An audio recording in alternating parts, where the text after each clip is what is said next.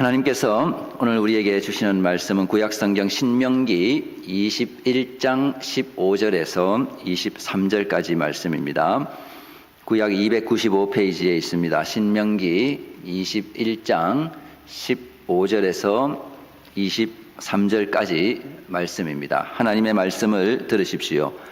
어떤 사람이 두 아내를 두었는데 하나는 사랑을 받고 하나는 미움을 받다가 그 사랑을 받는 자와 미움을 받는 자가 둘 다 아들을 낳았다 하자.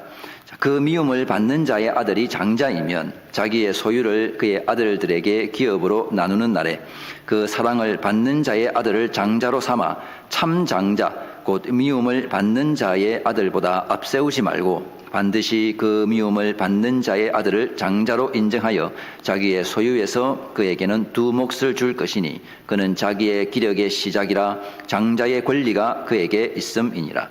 사람에게 완악하고 패역한 아들이 있어 그의 아버지의 말이나 그 어머니의 말을 순종하지 아니하고 부모가 징계하여도 순종하지 아니하거든 그의 부모가 그를 끌고 성문에 이르러 그 성읍 장로들에게 나아가서 그 성읍 장로들에게 말하기를 우리의 이 자식은 완악하고 패역하여 우리 말을 듣지 아니하고 방탕하며 술에 잠긴 자라 하면 그 성읍의 모든 사람들이 그를 돌로 쳐 죽일지니 이같이 내가 너희 중에서 악을 제하라. 그리하면 온 이스라엘이 듣고 두려워하리라. 사람이 만일 죽을 죄를 범함으로 내가 그를 죽여 나무 위에 달거든 그 시체를 나무 위에 밤새도록 두지 말고 그날에 장사하여 내 하나님 여호와께서 내게 기업으로 주시는 땅을 더럽히지 말라. 나무에 달린 자는 하나님께 저주를 받았음이니라. 아멘. 오늘 본문은 세 가지 율법의 규정을 다루고 있습니다. 유산을 상속하는 문제, 그리고 말 안 듣는 자녀를 어떻게 처리할 것인가 하는 문제, 그리고 범죄함으로 사형을 받은 그 죄인의 시체를 처리하는 문제에 관한 겁니다. 이것들은 언뜻 보기에는 서로 관계없는 율법들을 그냥 나열한 것처럼 보입니다만은 이 세 가지 순서를 가만히 살펴보면 하나님께서 이스라엘 백성에게 원하시는 것이 무엇인가를 발견할 수 있습니다. 그리고 이것은 구약의 이스라엘 백성뿐만 아니라 새 언약 시대의 모든 하나님 나라의 자녀들에게 요구하는 것이기도 합니다. 하나님 나라의 백성이 어떻게 살아야 하는가를 가르쳐주는 율법의 말씀이죠. 첫 번째, 오늘 모세가 출애굽 2세대에게 선포하는 율법은 유산 상속 문제입니다. 저는 아직 상속에 관해서 상속 문제에 관해서 생각을 해보거나 고민을 해본 적이 없습니다. 아직 할아버지가 살아계시고 아버지도 살아계시기 때문인데요. 그런데 이 상속 문제를 미리 잘 정해놓지 않고 갑자기 세상을 떠나는 경우에 자녀들이 큰 혼란을 겪는 경우가 종종 있습니다. 남긴 것이 얼마 없거나 아무것도 없으면 문제가 안 되겠지만 뭔가 서로 나눌 것이 있을 때 이게 문제가 발생을 하죠. 그래서 여러분 중에는 유산 상속 문제로 골머리를 앓거나 또는 마음이 상한 경우가 있었을 겁니다. 이유는 하나죠. 내가 좀 더 받아야 할 것 같은데 그러지 못했을 때 마음이 상합니다. 그리고 때로는 이것 때문에 싸움이 나서 가족 간에 소송을 하는 정말 안타까운 일이 벌어지기도 합니다. 혹 여러분 중에 자녀들에게 나누어 줄 것이 있다면 미리 잘 정리를 해 놓으시기를 바랍니다. 자, 그런데 어떻게 해야 될지 잘 모르겠다 하시는 분들은 미국 사람들처럼 이 non-profit 기관에 기부를 하고 떠나는 것도 꽤 괜찮은 방법이라고 생각을 합니다. 자, 그래서 이 상속 문제가 굉장히 민감하기 때문에 현대의 법률에서도 그 원칙을 다 정하고 있고 구약의 율법에서도 상속의 원칙과 이 원리가 문서로 명문화되어 있습니다. 자, 율법에서 상속한다. 이거는 땅을 상속하는 거죠. 하나님께서 자기 백성에게 기업으로 주신 그 땅을 나눕니다. 자, 이 땅은 이스라엘 백성들 사이에 매매가 금지되어 있고 자자손손 유업으로 이어지도록 하셨습니다. 자, 그래서 이제 아들에게로 상속이 되는데요. 자, 그런데 아들이 없으면 어떻게 할까? 대신에 딸이 상속을 받을 수 있도록 했습니다. 단 그 딸은 이제 다른 지파로 시집을 가서는 안 되었죠.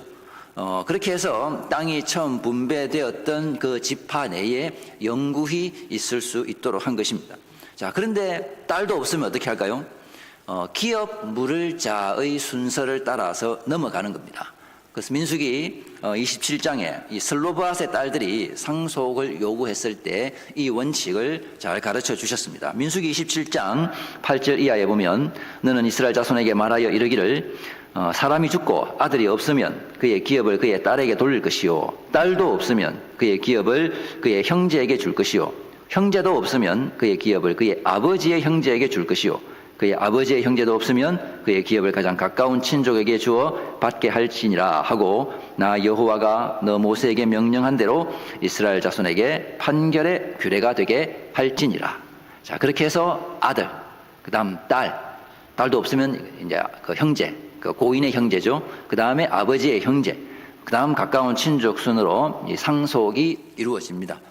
이것은 현대의 상속법도 뭐 똑같지는 않지만 좀 비슷한 측면이 있죠. 가장 큰 차이는 현대에는 아들과 딸이 구분이 없이 똑같이 상속을 받지만 성경에서는 아들 그리고 그 다음 딸 순서로 상속을 하고, 자, 아들 중에서도 오늘 신명기 말씀에 의하면 큰 아들은 두 몫을 받도록 되어 있습니다. 이것이 보여주는 원리는 현대의 법은 개인의 권리 차원에서 이 상속을 다루고 있지만 구약 성경에서 상속은 단순히 남은 재산을 처리하는 문제나 또 자녀가 자기 권리를 추구하는 문제로 상속을 다루지 않고 상속, 이것은 곧 책임의 문제임을 말하고 있는 것입니다. 자, 상속받아서 재산이 늘어나고 꽁돈 생겨서 좋다 이게 아니라 율법에서 상속, 이건 땅을 받는 거죠. 그리고 그 땅에서 계속해서 하나님의 통치를 나타내어야 하는 이 책임이 주어지는 겁니다. 자, 그래서 장자에게는 두 몫을 주는 거죠. 자, 더 많은 책임이 이 장자에게 가는 겁니다.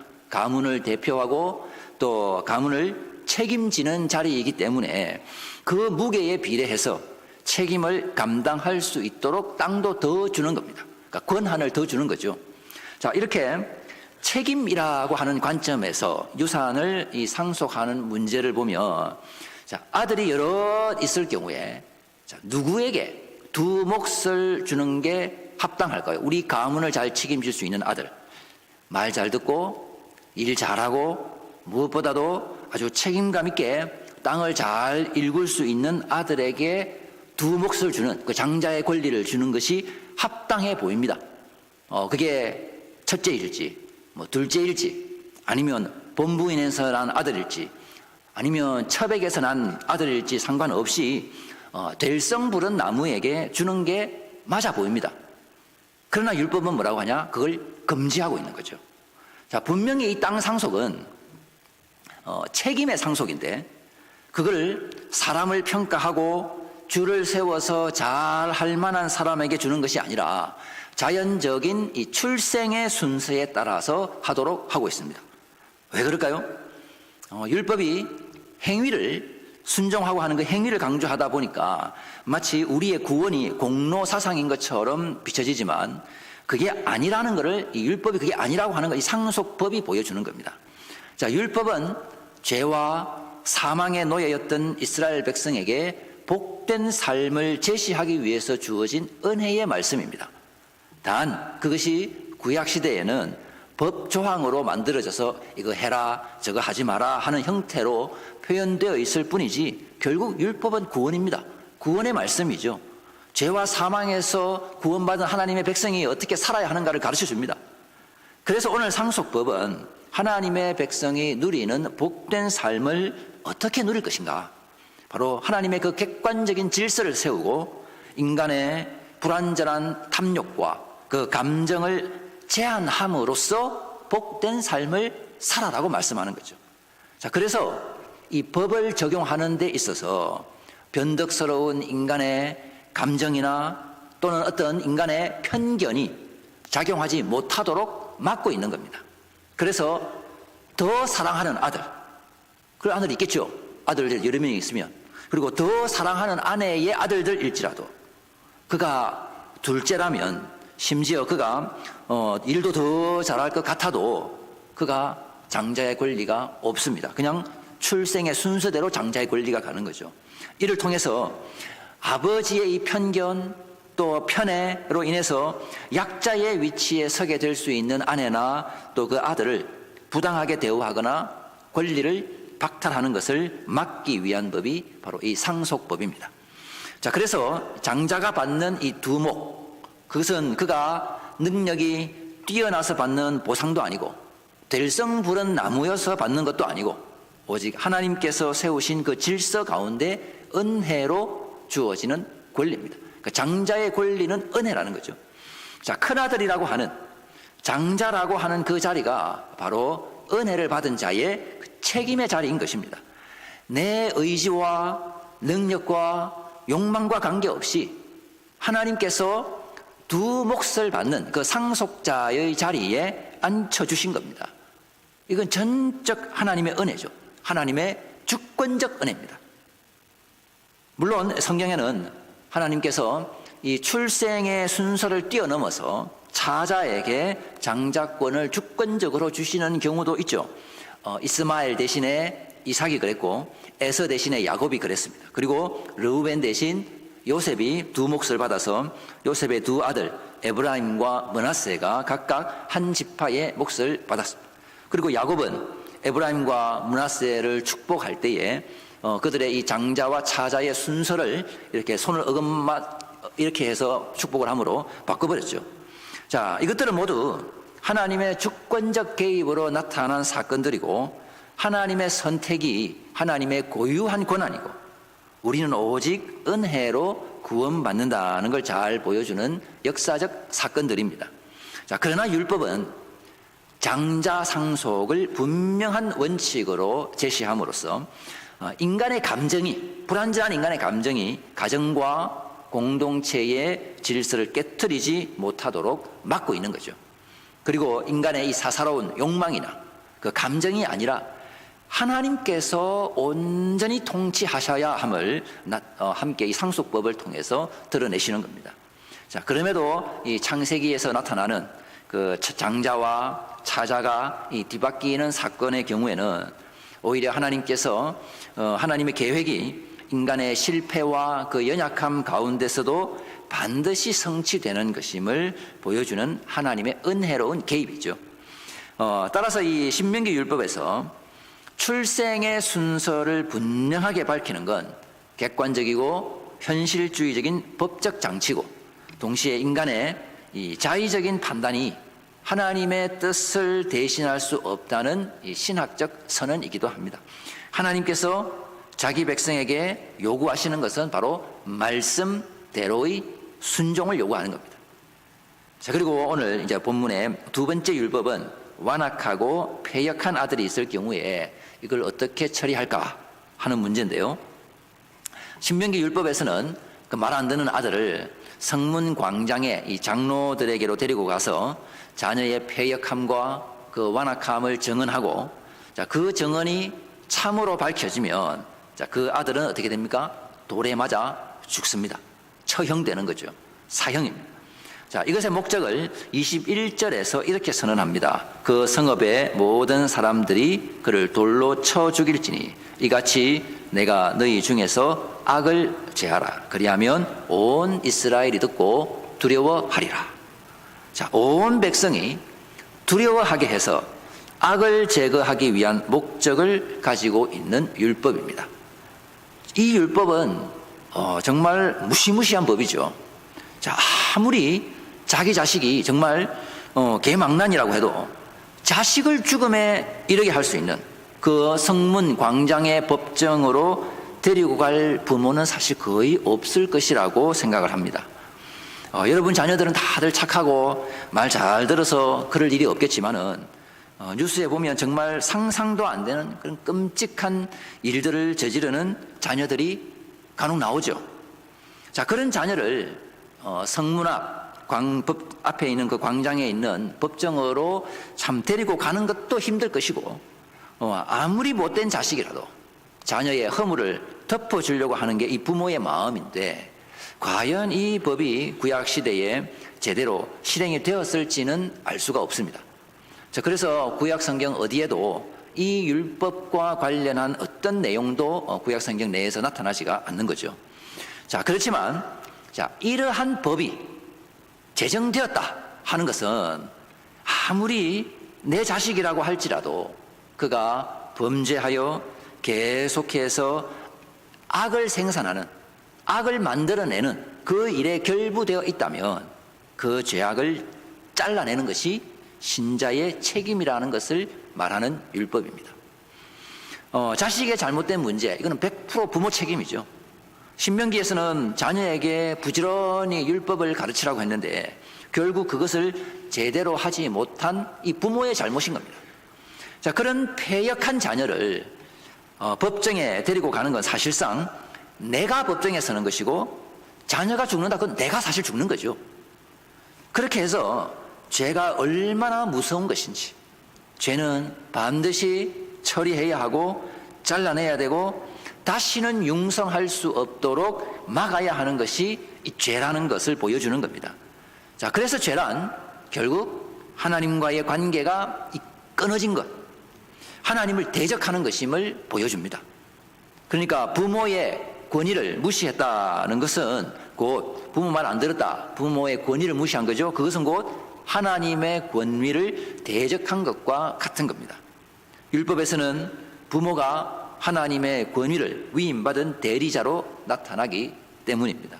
자, 그래서 이렇게 패역한 자식을 돌로 쳐서 죽임으로 죄를 공동체적으로 처리해서, 개인적 처리가 아니라 공동체적으로 처리를 해서 이스라엘 공동체 내에 악이 자리를 잡아 뿌리를 내리거나 열매를 맺지 못하도록 원천적으로 막는 겁니다.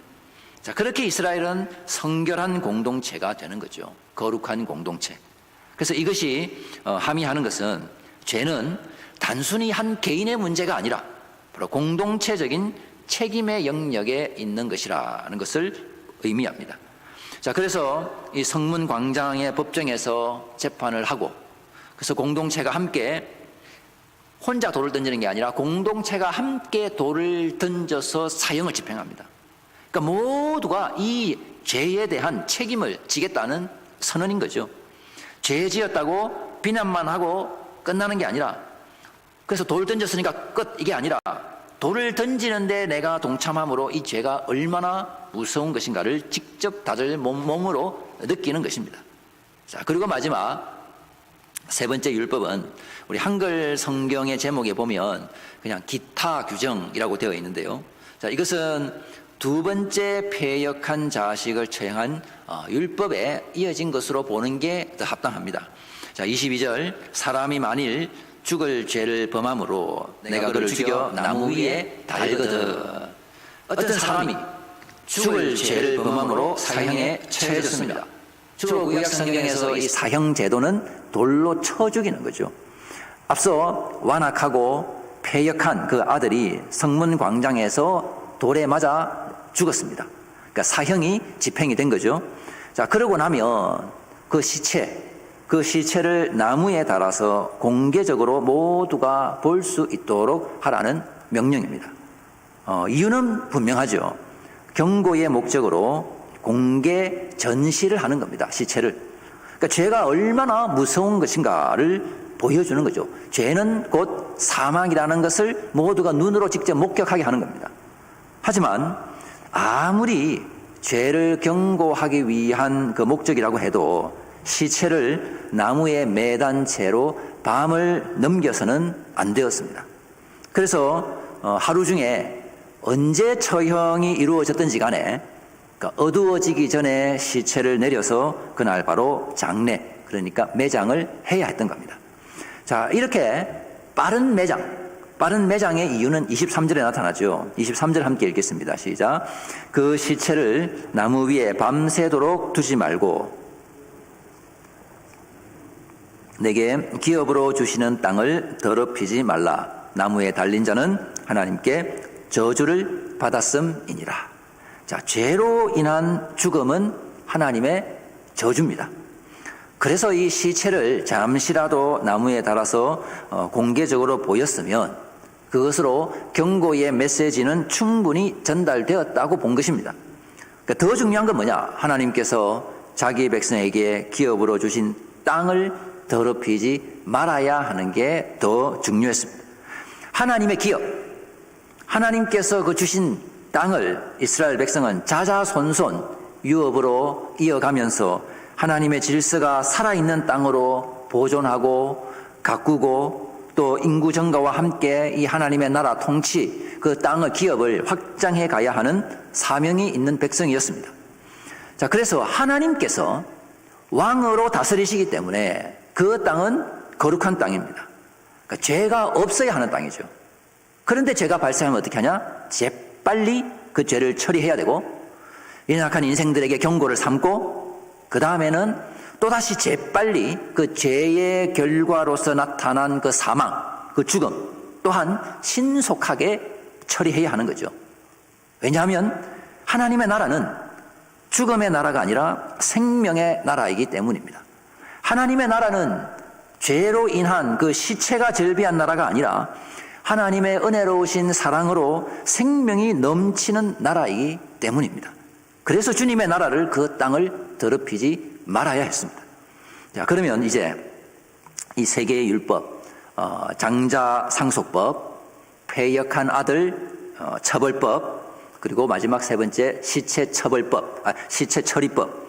자, 이 세 개의 법이 어떻게 연결되어서 오늘 우리의 현실에 나타나고 또 신자의 책임을 다할 수 있는 것인가를 생각해 보겠습니다. 자, 이 세 개의 법, 상속자, 그 다음에 죽음, 저주, 그리고 땅의 정결이라고 하는 키워드로 우리가 연결을 할 수가 있겠는데요. 자, 맏아들이 합법적 상속자입니다. 맏아들이. 합법적 상속자만이 그 가문을 대표하고 그 아버지의 기업을 이어받을 수 있고 또 아버지의 그 권한을 이어받아서 그 땅을 의로 통치합니다. 그러니까 자기가 유산으로 물려받은 그 바운더리, 그 지경, 땅을 합법적으로 의로 통치하는 게 장자죠. 반드시 그렇게 해야 합니다. 그것이 두 몫을 받은 장자의 책임입니다. 자, 이 장자, 맏아들의 책임을 완전하게 그리고 온전하게 감당하신 유일하신 분이 있죠. 바로 우리 주 예수 그리스도입니다. 히브리서 1장 1절에서 5절까지 우리 다 같이 우리 한 목소리로 읽어보겠습니다. 시작. 옛적에 선지자들을 통하여 여러 부분과 여러 모양으로 우리 조상들에게 말씀하신 하나님이 이 모든 날 마지막에는 아들을 통하여 우리에게 말씀하셨으니 이 아들을 만유의 상속자로 세우시고 또 그로 말미암아 모든 세계를 지으셨느니라. 이는 하나님의 영광의 광채시요 그 본체의 형상이시라. 그의 능력의 말씀으로 만물을 붙드시며 죄를 정결하게 하는 일을 하시고 높은 곳에 계신 지극히 크신 이의 우편에 앉으셨느니라.